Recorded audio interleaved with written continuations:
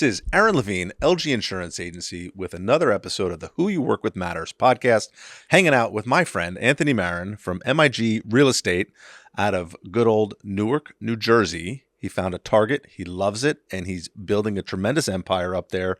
And I can't wait to share his story with everybody listening right now. Anthony, thanks so much for coming down the shore today to sit on the microphones. Of course. And let's be clear, that target wasn't an option. I had to go to the Iron Brown section of Newark because my wife is born and raised there. So there wasn't really much choice of where I was going. But thankfully, it's a great spot. I love the Iron Brown. I love Newark. You moved to Newark from where? I used to live in Staten Island, and then we moved down to Manalapan, and that's where I was at after graduating college. I was living with my mom, and then once I graduated college, got married, moved down to Iron Brown. Most people don't move back over the bridge the other way. Everybody usually comes over the bridge and stays south. You went back. We did the typical New York thing. We did Brooklyn, Staten Island, Manalapan, but I went back that way up north, and normally people keep on going south. You just love the Portuguese food. You like that, that rich meal every night. Good. It is good. I'm not going to complain. My mother-in-law cooks a really good meal. My wife can cook too. Okay. But she's very busy, so she doesn't cook as often. That's so great. So give me a little bit of the background. So you own your own real estate investment and brokerage firm and property management firm. Like, you're kind of doing it all, and there's some reasons behind it. So let's get into like 4 minutes of your background here. Sure. So, I graduated college with an IT degree. Back in those days, 2000s, everyone coming out with an IT degree was making a lot of money. A lot of money. So that's what I did.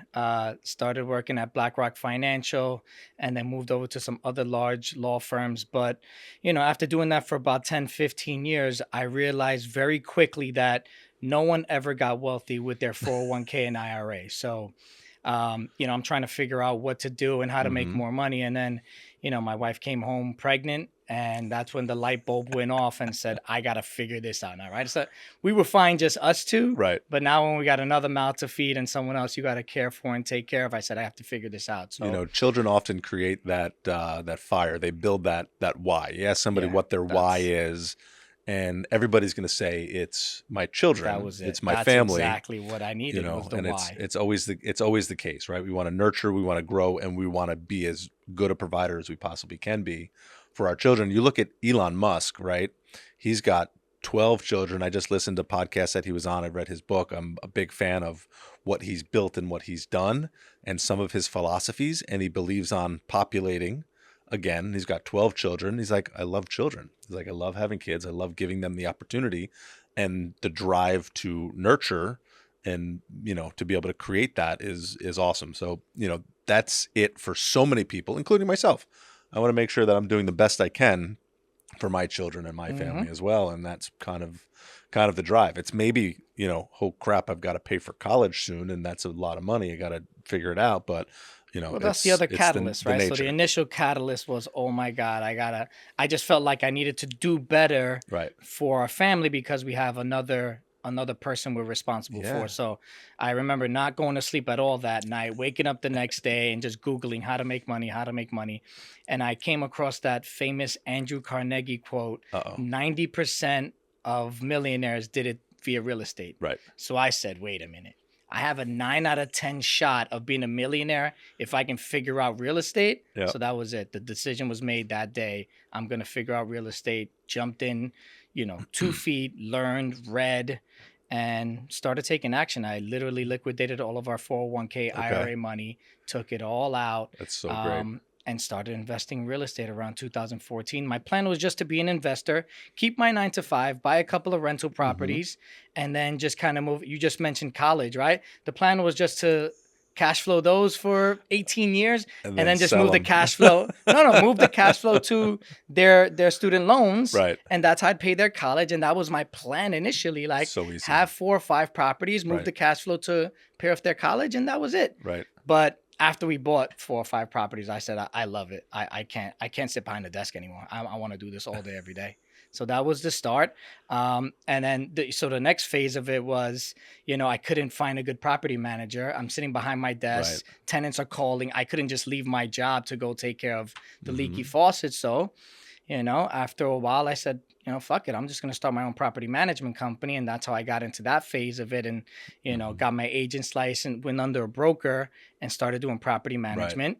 2020 came around, everyone was shut down. So I got my broker's license and opened up a full service brokerage. And that's our niche. Our niche is helping other real estate investors grow their portfolio, Right. whether you do it full time or you do love your 9 to 5 and you need Right. some help, or now we're moving into the commercial space where we're helping these very large developers and these large business owners, and Hmm. they just need what we do. Most people don't enjoy doing. No one Right. enjoys going to collect the rent and the maintenance and leasing, and those are things I don't. I actually like that part of the Right. business, and we do it well. So we've built that part of it, but my heart is still in investing. So I've built the team now to do the brokerage side of it, and for the last year, I've been focusing on the investment side of it again. Okay. So I'm gonna pause it right here, right? So I want to go to where we connected, and then I want to get into the next phase of where your business is going, because I think it's very interesting with starting with ones and twos and realizing how much more work it is with ones and twos compared to, you know, nines, tens, and plus, when it comes to managing it, and what would you do different. But Hmm. Anthony and I met through our good friend Bridget from Blue Water Wave. She connected us through one of our meetings, and Bridget's like, "Gotta have Anthony come down to the podcast. He'd be a great guest for you." You were the first one that she said, "Bring him down to the studio, have him be a guest." And I took her advice, and here we are today. Bridget's So, great. Bridget's like one of my number one fans. I love her. But so I'm one of her number fans too. eh, What she's doing at BWW is awesome. she's doing a great job. The network that's being built there, her connections, the people that she's helped us create access to, I think is super Hmm. important. With respect to my business as well, I like working with real estate developers. I like working with building owners. I love working with people that own ones and twos and regular houses as well. But larger commercial habitational is a great piece of business for me and my agents, as well as so many other different niches. But commercial habitational, as we call it, is better than single family landlord policies that we have to chase people for money. Hmm. We're chasing people Hmm. for insurance money, as people are chasing other, tenants for rent and leases. Even if they even have leases, the ones and twos, there's barely a lease in place Right. half the time. There's a I lease mean, year one, and then everything goes by the wayside after that. yeah, I mean, at the end of the day, my switch from small rental properties to larger rental properties pretty much just came to my IT mind and just more efficient, right? Mm-hmm. It's all about efficiencies. So if I could own 20 units in one place with one roof and maybe two whatever, you mean Right. just putting everything in one place instead of having 20 single families or Mm-hmm. 10 duplexes, that just made more sense to me. And obviously economically it makes more sense too, and with your resources you don't have to spread them out so far. So Right. it's just about being more efficient. I think most people, and even me in the beginning, you're scared of jumping into the big buildings right away because you think they're more work, but in Right. actuality they're really not. Yeah. They're I would say they're at least the same, if not easier, because when you're purchasing those buildings, you have less competition. Mm-hmm. The banks would rather finance those bigger buildings. Right. And so you can actually, as long as you got the experience to manage it and you can prove that to them, Mm-hmm. it's actually easier buying the larger assets than buying the smaller assets. And But then managing them is easier as well. it's so hard to think like that, because as an amateur investor, you're looking at one thing. You're looking at the dollar sign. What's it going to cost to get into that space, right? A 10 unit building, I'm going to call it $10 million for round number sake. Mm-hmm. A single family, $500,000. Mm-hmm. It's all you're looking at is the sticker Yeah. price. And that's what scares everyone off. And if Right. that's what, I'm afraid of the $10 million yeah. risk. Probably don't have the down payment for it, but if you're liquidating 401ks and you have other assets that you can tie to it, then maybe you can, and you might get more funding, even if you have to borrow some hard money for a short period of time to get things going. There's a lot of different funding ways out there to get it moving. There's definitely, and most people are afraid of partnering or Hmm. joining with someone, Okay. but I always knew. So this is, for newer investors, you're thinking about getting in. If your end game is to own large buildings and you think you have to start small and go big, you don't. And Right. that's what I thought. Anyone that I knew that owned big properties, they all started small and worked their way up. So I Right. assumed that was the way it had to be done. Right. But it's not. I mean, after I got in and realized, I mean, I told you I liquidated all of my 401k and my IRA. So I was fortunately able to start with $80,000. I could have taken my $80,000, found a good syndicator, and could have got into a 150 unit building. I would have had a tiny piece of it, Right. right? But I would have learned how to do that Right. and figured all that out. And then I could have just kept on going from there, and I would have been right into the world where I wanted to be in. Sure. But I took that 80,000 and I bought a 3-family, and I had to learn that game because it's different. Owning 2s and 3s and buying them and doing all that is very different than syndicating and buying big buildings. Right. So it was the same exact process, starting with the same capital, but I could have gotten to my end game much faster. But the only thing I just didn't know it, you know? So I tell that to people all the time. You There's want to so own a many bunch of different small ways. ones, do that. Right. If you want to go big right away. Figure it out. You can figure it out. Because there's funds out there buying small ones too, right? So there's They plenty of funds out there buying foreclosure, pre-foreclosure homes, things that need a lot of TLC, rehabbing them and flipping them, or rehabbing them and, putting tenants in them. So you can get into funds that are buying those single families and That's those another way of duplexes. getting in, right? So if So you don't there's have so many different 80, ways. if you have 10 grand, you throw 10 grand into a REIT Right. of a yeah, exactly. But the reason those big funds are buying those smaller properties because the numbers on smaller properties are better, but it's Right. just harder. Right. Right. That's the thing. It's more work. You it's need more work. resources to do it. Exactly. But you talk about having 9 doors under a single roof or 20 doors under a single roof. Well, if you need a handyman, you have no drive time because he's going floor to floor if he's doing something. And I was talking to a buddy of mine who owns a general contracting business focused around household tasks, right? So it's a handyman company. Shout out to the handy dog that is focused around small household tasks and knocking these things out. They work in a 6-mile radius. They don't want to leave that radius because then you lose so much in drive time. It's resources. You have an 8-hour day, resources. right, or a 7-hour day. Drive time is a killer if you have to move too far. That was So if us you have with the somebody property moving- management business. We were just Essex County. Then Right. we moved to Essex and Hudson.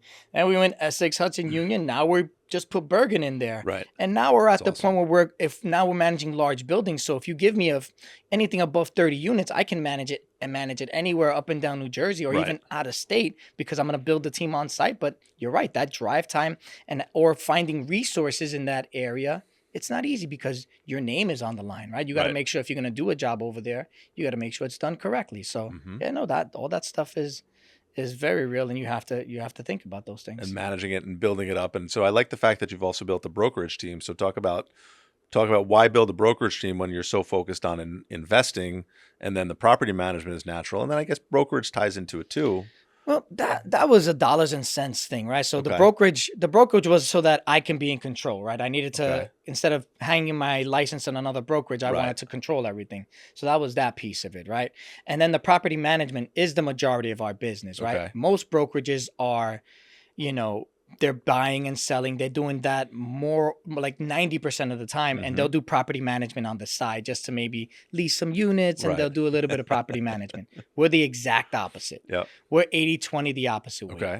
80% of our business is property management, leasing and maintenance. Mhm. We do the other 20%, the buys and sales, because we were giving that business out to other people. Right. So like, why should I sell? Why I don't want to sell it, right? Because I don't have time to like. That's the agents and the ones that do that. That's a niche in their own, and it's Right. something they should be doing. I don't want to do that.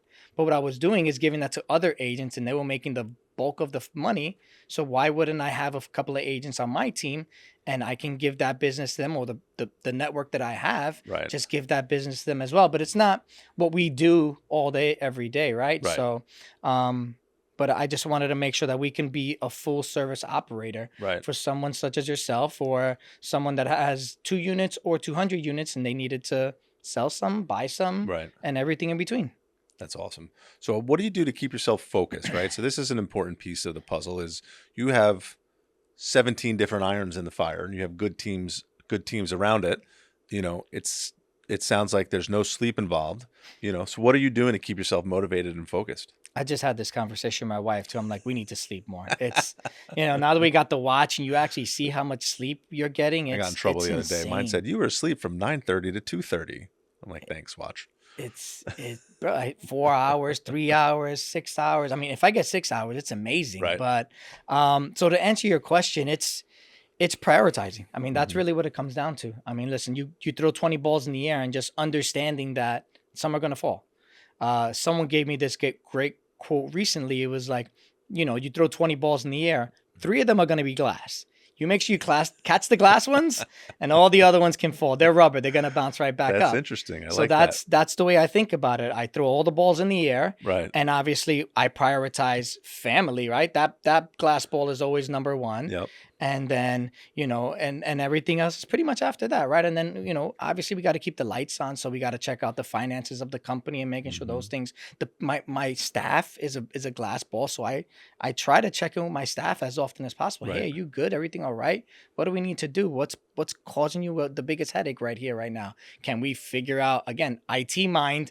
Is there an efficient AI system out I there that love can it. help you You're do building something? those algorithms in But your in yeah, I your in mean, your head. and then again, if right now we're doing a lot of buying, so I'm underwriting a lot, so I'm not in Okay. the day-to-day property management stuff. So I'm checking in with my property manager. Hey, everything good over there? Okay, good, because I want to underwrite these three deals and Yep. see where we are. So in real estate, and this as well, because you deal with a lot of investors and even insurance. There's a bunch of different things that you Hmm. guys do, and we just had the conversation.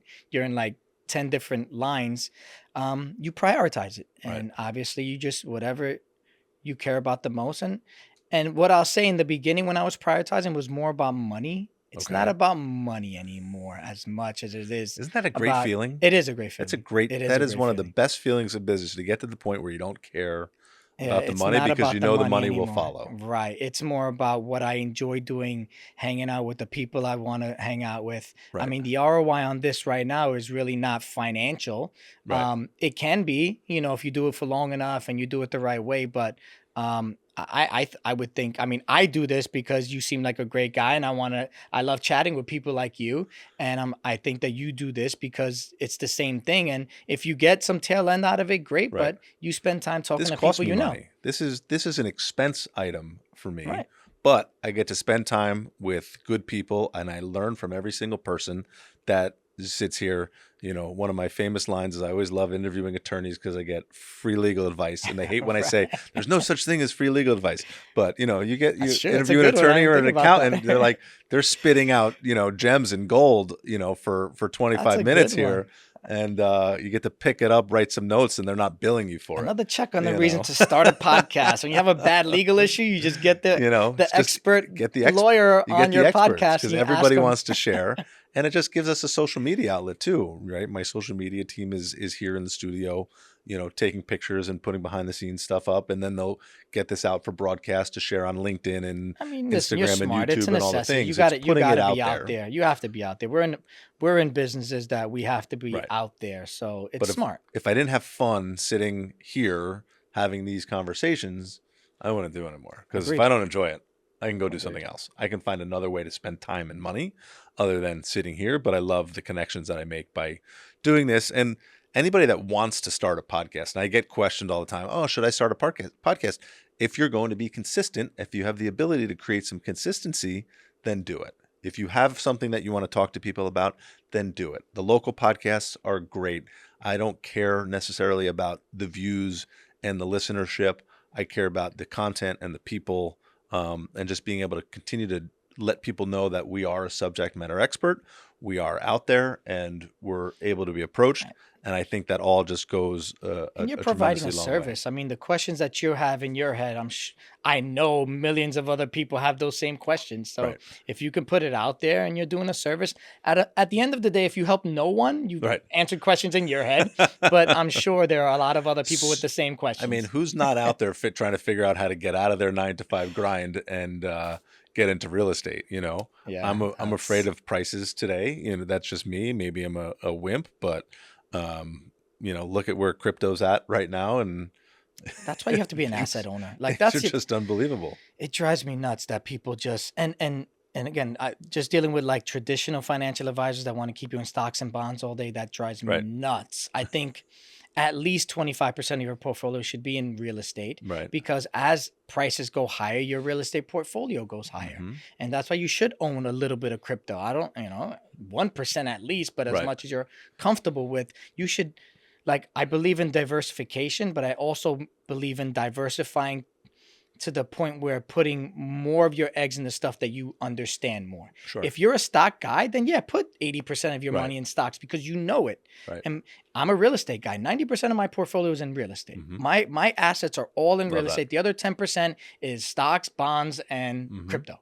And that's what I do. That's great. But if you're someone that you don't have an expertise in any asset class, Hmm. then you should have real estate. You should have Right. stocks. You should have bonds. You should have all these things that, if you're worried about inflation, you have to buy assets, Right. because all those things are going to go up when, Right. prices go higher. I'm a big fan of reinvesting in the business too, right? So that's important. You've done that too with the brokerage, with the property management firm. You're reinvesting in your business, which is building you a bigger asset, right? So having a saleable asset as the business, property management firm is a saleable asset if you have enough doors under management that aren't your own, right? All the physical, tangible assets of the real estate, you're just continuing to build things that are saleable assets, which is tremendous. And reinvesting in my insurance business is something that I like to do. And it's typically investing in people to Hmm. help us continue to grow so I can do the fun stuff. If I have But people growing behind the scenes and bringing in new clients, then I can sit here and podcast more and go be with people more. exactly. But we also need to be empathetic that it's not easy to do what we do. Most people can't start a business and keep it going and have it grow every year, because we could start a business, it can do well for a Right. while, and then it goes the other way. Sure. So I understand that most people can't start a business and maintain it and keep it going and build that asset, Right. but you can put your dollars behind Jeff Bezos and Elon. Hmm. You can literally buy the best operators and Right. engineers in the world. That's what you should be doing. Or you can buy into an amazing building in downtown Manhattan if you want to, right? Right. So my point is, do what you love to do. If it's Hmm. starting a company, do that. If you love to be, an accountant, just at a big financial firm, then do that. But Right.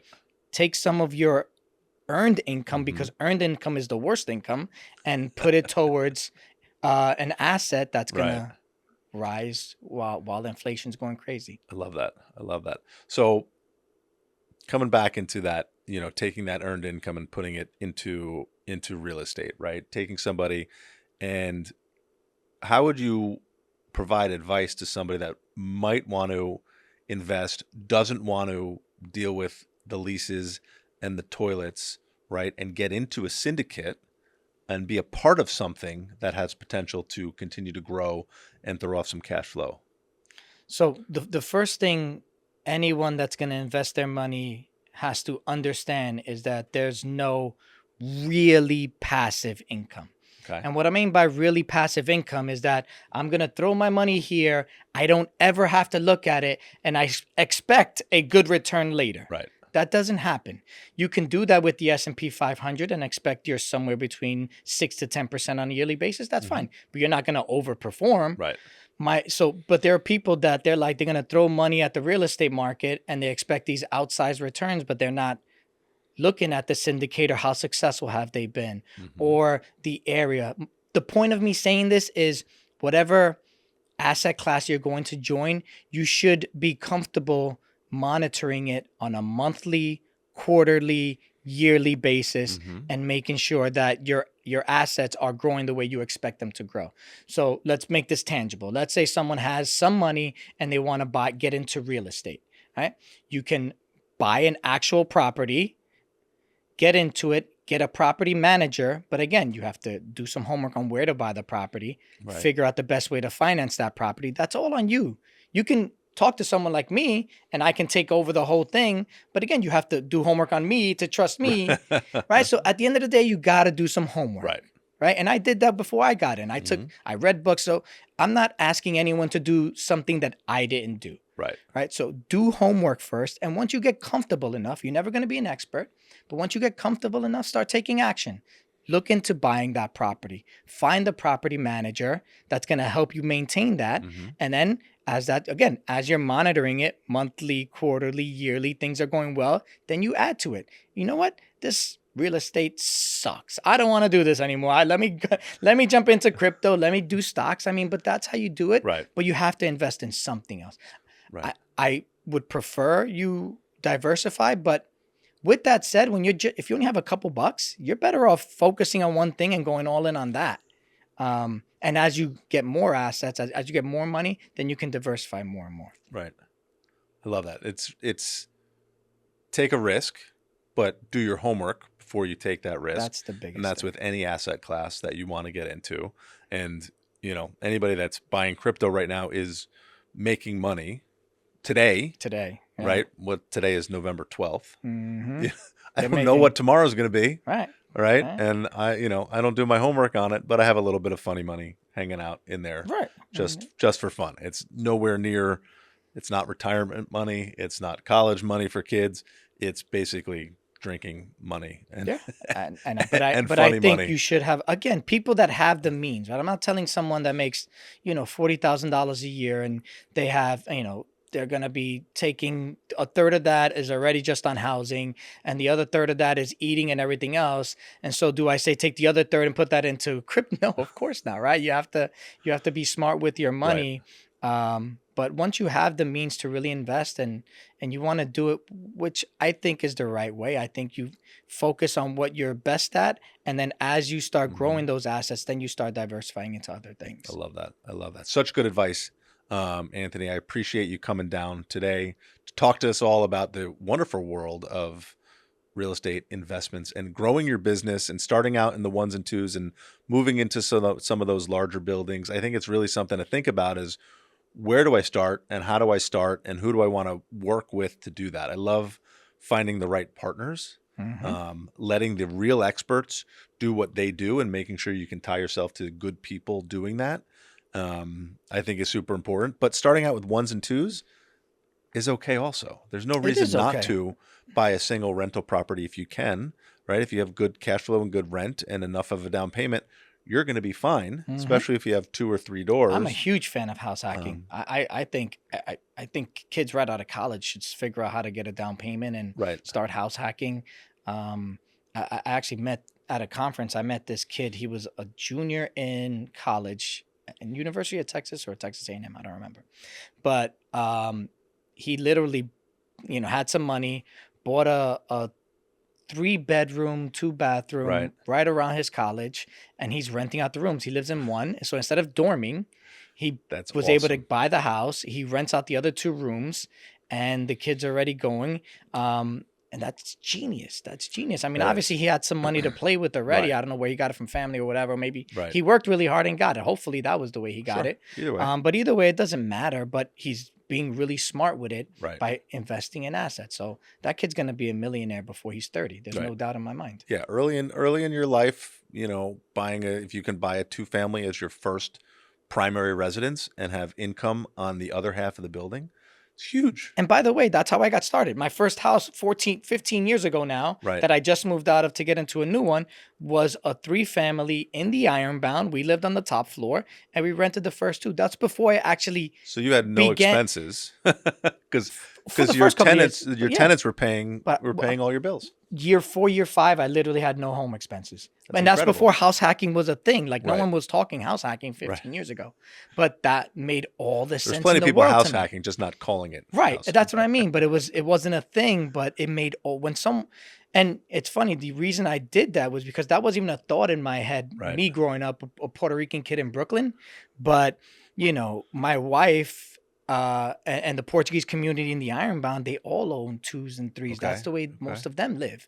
So my in-laws have a 2-family. And I remember having the conversation with my in-laws and my wife. Wait, they pay the rent. They're collecting. They're doing this. So someone's pretty much paying half their house for them. And my mom has a single family. Again, nothing wrong with this. But just for like my head purposes, my mom is paying for everything. And so she works hard just to pay for this house. It's eating up a third, a half of what she brings in.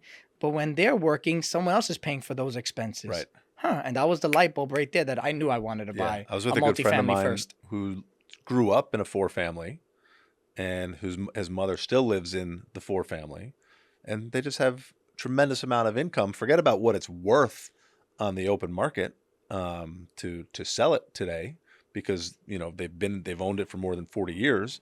That's It's incredible. hmm It's incredible what generational and real estate wealth can do. And the bottom line, and for the listeners at least, to get something tangible here, anyone can do this. Right. Anyone. It's 3.5% down if you're just anyone, right? 3.5% down on a property, Right. up to a four family. Okay. So that means anyone can That's get in, huge. right? But if you're a veteran, Mm-hmm. you pay zero down. So if you're a veteran, there's no reason why you don't own a multifamily tomorrow. Right. Tomorrow, you should be buying a multifamily if you're a veteran. What was the other point I was gonna make? I forget it. Just threw me off. I had another point to make, but literally everyone should be getting it. Right. Everyone should buy a multifamily first. I I love mean, yeah, there's really nothing else. You to heard say it here. past that. Contact Anthony if you want to buy a multifamily in the Ironbound, of course, or anywhere It's in tough North in the Jersey. Ironbound, but yeah, you We'll should get it done. definitely- I Mhm. appreciate it. Thank you so much for coming down today. I appreciate hanging out Thank with you, you man. I and, really appreciate and the this too. conversation. You make my wheels spin, and now I have to go buy another house. I'll see you soon. Sounds good, man. Thank Thank you. you.